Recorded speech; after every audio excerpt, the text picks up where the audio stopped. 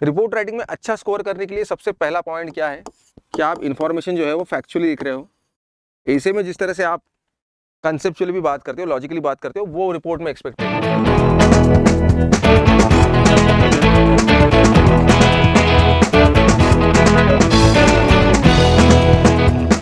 अब आता है मुद्दा रिपोर्ट राइटिंग का। रिपोर्ट राइटिंग आर्गुमेंट राइटिंग से थोड़ा सा टफ है। टफ इसलिए बोलता हूँ क्योंकि यहाँ बहुत फैक्चुअल डेटा चाहिए। रिपोर्ट राइटिंग में अच्छा स्कोर करने के लिए सबसे पहला पॉइंट क्या है कि आप इंफॉर्मेशन जो है वो फैक्चुअली लिख रहे हो।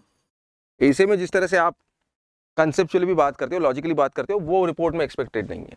रिपोर्ट में ऑब्वियसली रिपोर्ट राइटिंग है, हम रिपोर्ट जैसे लिखते हैं कि कोई चीज कैसे हुई उसका रिपोर्ट दो भाई, तो जो हुआ है वो बताना है, उसमें खुद का तो कुछ डालना नहीं है ओपिनियन। कैसे होना चाहिए, इसका कंक्लूजन ये होगा, ये सब भी नहीं लिखना है। अगर आपको बहुत अर्ज है कि ये कैसे होना चाहिए वो लिखना है, तो हमेशा मैं बोलता हूं कि इस तरह से लिखो कि experts in that very field उन्होंने बोला कि ये होना चाहिए, लेकिन वो उनका ओपिनियन है, ये आप बस रिपोर्ट में मेंशन कर रहे हो। ठीक है, तो रिपोर्ट में अच्छे मार्क्स आने के लिए एक ही चीज है।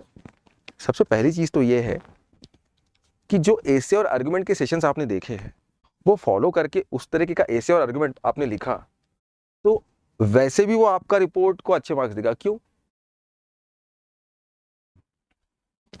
क्योंकि उसका इंप्रेशन बन चुका है, आपने अच्छे एसे लिखे, अच्छे आर्गुमेंट लिखे, तो वो ऑलरेडी उस पॉजिटिविटी से आपका पेपर चेक करता है। पता है एग्जामिनर भी इंसान है, वो पेपर चेक करता है। पहले वो मतलब पहली मुलाकात आपके उसके साथ होती है जब आप एसे अपना उसके सामने रखते हो, तब वो ऐसे पढ़ता है, फिर वो अभी वो न्यूट्रल है, या फिर पकड़ लो वो एक्सपेक्ट कराए कि वो दो ही तरीके के स्टूडेंट उसको मिलते हैं, जो एवरेज बिलो एवरेज है या फिर जो एक्स्ट्राऑर्डिनरी है। तो वो बस जज करता है, पहला ऐसे आपका जज करता है। आप उसने देखा कि भाई सही है, एक्स्ट्राऑर्डिनरी लिखा है, तो वो आपको कुछ 10 मार्क्स दे देगा, 10.5 दे देगा। सेकंड चेक करेगा, देखेगा कि अरे यार अच्छा है, यहाँ भी अच्छा लिखा है। थर्ड चेक करेगा, बोलेगा पहले दो के हिसाब का नहीं है लेकिन फिर भी 9 मार्क दे देगा। फिर चौथा, इस तरह से फिर आर्गुमेंट देखेगा, खुश हो जाएगा। अब वो ऑलरेडी एक इमेज बना चुका है, मतलब आपकी इमेज उसके दिमाग में बना चुका है कि ये वो वाला स्टूडेंट है, ये निकल जाएगा। तो वो ना उस इंप्रेशन को लेकर रिपोर्ट के पास आता है। फिर ऑलरेडी आप एसे, आपका एसे और आपका आर्गुमेंट आपकी इमेज बनाने में काम आने वाला है, क्योंकि आप पहले कुछ भी लिखो लेकिन आंसर शीट तो प्रिंटेड है, तो वो तो चेक करते वक्त मोस्ट प्रोबेबली तो पहले 2 क्वेश्चन चेक कर लिए। अब ये मैं ये अज्यूम करके चल रहा हूँ कि एक ही एग्जामिनर सारा का सारा चेक कर रहा होगा। अगर उन लोगों ने ऐसा कुछ सिस्टम बिठाया होगा कि भाई रिपोर्ट चेक करने वाला अलग है ऐसे, तो फिर ये सब काम नहीं आएगा। लेकिन मैं आशा करता हूँ कि मतलब बंच ऑफ क्वेश्चन पेपर से एक बंदे को दिया जाता होगा कि सारा ये चेक करके दे दो, तो फिर ऐसा ही होता है मोस्ट प्रोबेबली, जैसे कि मैंने सुना है। तो पहले 2 क्वेश्चंस को आपने कैसे डील किया है ना, that is going to help you, क्योंकि फिर okay he has done very well in the last 6 questions, तो with that approach he checks your report. तो वो आप पहले 2 अच्छे करो। अब यहां आप फैक्चुअल लिखो। पहली बात तो रिपोर्ट में स्ट्रक्चर आता है कि आपने वो ढंग से लिखा, एबीसी, न्यू दिल्ली, डेट, वो सब लिखा, टाइटल दिया है ऊपर, ये सब लिखा। उसके बाद आप बता रहे हो। अब पहले पैराग्राफ में क्या है भाई ये इशू, कहाँ हुआ, कब हुआ, कितने, क्या, सब वो लिख दिया, व्हाट, हाउ, व्हेन। फिर आप 4 पैराग्राफ तो कम से कम आपको लिखने हैं। फिर थोड़ा हिस्टोरिकल अप्रोच कि क्या ये कैसे था, ये आज की बात नहीं है, समथिंग लाइक दैट। अब वो हर रिपोर्ट में वैसा नहीं होगा, लेकिन हो सकता है कि कुछ जगह पे ऐसा हो, तो आप ये लिखो। फिर क्या उसके कॉजेस है या फिर क्या उसके कंसिक्वेंसेस है, again factually, with data, with report, with whatever it is. Historical भी आप लिख रहे हो, और डेटा का मतलब सिर्फ आंकड़े नहीं होता है, ट्रस्ट मी। डेटा का मतलब होता है कुछ इन्फॉर्मेशन भी डेटा का हिस्सा है, कि ऐसा ऐसा है क्योंकि यहाँ ऐसा ऐसा हुआ है ना, वो लिखना। और हमेशा याद रखना, रिपोर्ट जो है वो मतलब ये मत सोच के चलना कि मुझे सारी की सारी इंफॉर्मेशन मतलब दे ही देनी है। रिपोर्ट खत्म करके, रिपोर्ट जब जहां खत्म होता है आपका, कुछ गवर्नमेंट इनिशिएटिव्स के बारे में भी आपने लिखा, ये सब वो सब, तो ये मत सोचो कि एंड में कैसा करूं। बहुत सारे बच्चे मुझे सवाल पूछते हैं कि रिपोर्ट का एंड ऐसा कुछ होता ही नहीं है, आपने स्टार्ट होता है, लेकिन कि एक्चुअल इशू क्या है उसके बारे में लिखना। फिर ये उसका हिस्टोरिकल कुछ होगा तो वो, या फिर उसका कॉजेस एंड कंसिक्वेंसेस के बारे में लिखना, या और कुछ अलग डिटेलिंग होगी उसके बारे में लिखना, फिर और उसके लिए क्या हो रहा है क्या नहीं उसके बारे में लिखना, और चौथे पैराग्राफ में ओवरऑल पकड़ लो। अगर आपको बहुत ये है कि भाई एक्सपर्ट का ये बोलना है, या उस जगह ये ऐसा हुआ है, या फिर आने वाले समय में ये देखा जाएगा कि क्या होगा, समथिंग लाइक दैट।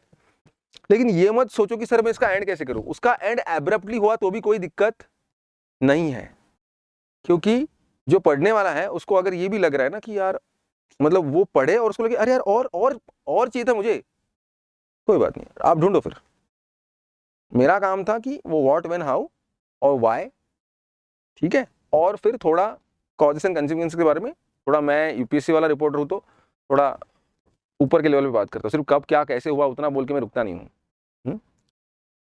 कौन उसमें इन्वॉल्व है और कौन सा स्टेक होल्डर है उसके बारे में मैंने बात किया, जो है वो लिखा, खत्म। अब वो एक्सपेक्ट करते हैं कि 10 मार्क के लिए आप 200 वर्ड्स लिखो। एक तो ये फैक्चुअल होना चाहिए और दूसरा स्ट्रक्चर फॉलो किया जाना चाहिए, ये दो ही चीजें रिपोर्ट में है। 10 मिनट का समय आपको मिलने वाला है 10 मार्क्स के लिए, 10 मार्क्स है और 10 मिनट है, और एक्सपेक्टेशन उनके बहुत ज्यादा है, कोई जरूरत नहीं इतना एक्सपेक्टेशन फुलफिल करने की। आप 150 से 170 वर्ड्स का रिपोर्ट लिखोगे काफी है। आप बोलोगे सर इतना कम लिखेंगे तो उसको समझ में आ जाएगा, समझ में आ जाएगा, मैं इस बात से सहमत हूं, लेकिन भाई सिर्फ 10 मिनट मिलने वाले हैं। ऑलरेडी आपका ऐसे आर्गुमेंट लिख के थोड़ा टाइम इधर उधर हो गया तो आगे फिर प्रेसी कॉम्प्रेशन बाकी जो अच्छे मार्क्स मिलने की संभावना ज्यादा है। इसका मतलब रिपोर्ट को कॉम्प्रोमाइज करो, मुझे ऐसा बोलना नहीं है, लेकिन 170 इज लाइक ओके, बहुत हो गया। 180 के आगे तो आप जाओ भी मत, 200 लिखने की जरूरत ही नहीं है। एक इधर का पन्ना एक इधर का पन्ना काफी है, ठीक है। अगर आपके एक पेज पे 100 वर्ड्स आ रहे हैं तो दूसरे पेज पे आप 3/4 भी लिखो तो भी रिपोर्ट इनफ है, ठीक है। क्योंकि कुछ कुछ बच्चे तो सिंगल पेज पे रिपोर्ट लिख दे, लेकिन फिर वहां आपको कम मार्क्स मिलेंगे। एटलीस्ट 2 पेज आपका 1.5 पेज तो एटलीस्ट रिपोर्ट जाना चाहिए, तब जाके, मतलब 4 पैराग्राफ में बोल रहा हूँ, ठीक है ना। तो 1.5 पेज भी आपने लिखा तो भी काफी है। नंबर ऑफ वर्ड्स यहाँ उन्होंने मेंशन किया है 200 है, लेकिन टाइम बहुत कम है, तो फिर 170 इज लाइक ओके। लेकिन आप ढंग से लिखोगे उसको स्ट्रक्चर और फैक्चुअल फॉर्मेट में डेटा के साथ, तो वो आपके वर्ड लिमिट को नहीं देखेगा, आपके कंटेंट को देख के आपको मार्क्स देगा।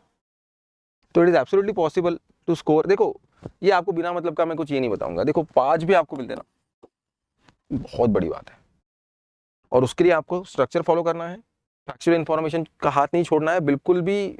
मतलब जो होता है ना कि अरे सर मतलब जनरलाइज कुछ लिखना नहीं, कुछ भी नहीं आता है तो एक हाथ 2 लाइन डाल दिया तो मैं समझ सकता हूँ। जब आपको चीजें नहीं पता है तो आप क्या लिखते हो उसके बारे में हम बात ही नहीं कर रहे, क्योंकि उस केस में तो हम फिर इन मार्क्स को एक्सपेक्ट भी नहीं करते ना, फिर आप जो दे दोगे ले लेंगे सरकार, ठीक है ना। लेकिन जब पता है कि सर मैं ऑलरेडी 3 आ रहे हैं, मुझे 4 आ रहे हैं, अभी 5 और 6 पर जाना है, तो उसके लिए क्या, तो ढंग से स्ट्रक्चर फॉलो करना, फैक्चुअल लिखना, और बहुत ज्यादा नहीं लिखना, ये भी उतना ही जरूरी है। और ये नहीं सोचना कि मुझे कुछ ना कुछ उसको सही तरह से उसको एंड करना है। बहुत बार हम लोग इसी प्रेशर में होते हैं कि उसको एंड कैसे करूं, और उस चक्कर में हम लोग ना टाइम भी बर्बाद करते हैं और फिर अच्छा रिपोर्ट भी नहीं लिख पाते। हमको नहीं सोचना है उसका क्योंकि उसका कंक्लूजन ऐसा कुछ होता ही नहीं है, it's just a report. 4 paragraph मुझे लिखना है, ये ऐसा ऐसा हुआ, क्यों, क्या, कॉज, कंसिक्वेंस, का कुछ हिस्ट्री, कुछ थोड़ा प्लस माइनस, कुछ गवर्नमेंट ने ऐसा किया नहीं किया, इस एजेंसी ने ऐसा किया, यहाँ ऐसे चल रहा है, खत्म खत्म खत्म, रिपोर्ट खत्म, ठीक है। Don't worry too much about it's and. तो विद इन टाइम खत्म करना है, इतने नंबर ऑफ वर्ड्स, मतलब इतने तो मिनिमम आने चाहिए, ये सही है, इतना ही रिपोर्ट के लिए करो। और आखिरी चीज, बहुत सारी प्रैक्टिस। ये जो सारी चीजें मैं ऐसे आर्गुमेंट रिपोर्ट राइटिंग की बता रहा हूं ना, ये एग्जाम के दिन नहीं करना है, इसमें कुछ एग्जाम के दिन कुछ नहीं होने वाला, ये अभी करना है। पहले सिर्फ रिपोर्ट पे काम करो, फिर एक साथ ऐसे आर्गुमेंट रिपोर्ट लिख के देखो, क्योंकि लिखना तो वहां एक साथ ही है। तो अलग से सिर्फ ऐसे किए, अलग से सिर्फ आर्गुमेंट किए और अच्छा फील आ रहा है तो वो काफी नहीं है, इसलिए फुल लेंथ टेस्ट देना है, इसलिए टेस्ट सीरीज है। तो एवीकेएस का भी प्रतिभा टेस्ट सीरीज है, फुल लेंथ टेस्ट चालू हो चुके हैं, आप ज्वाइन कर सकते हैं, you can definitely get benefited. यहाँ का लगाओ और कहीं का भी लगाओ, लेकिन टेस्ट सीरीज लगाओ। बिना टेस्ट सीरीज ये सिर्फ वीडियोस देख के कुछ नहीं होने वाला, ठीक है। So this is all about report writing. इसके अलावा आपके कुछ डाउट्स होंगे, कुछ इश्यूज होंगे, let us know in the comment box, ठीक है। Thank you and all the very best.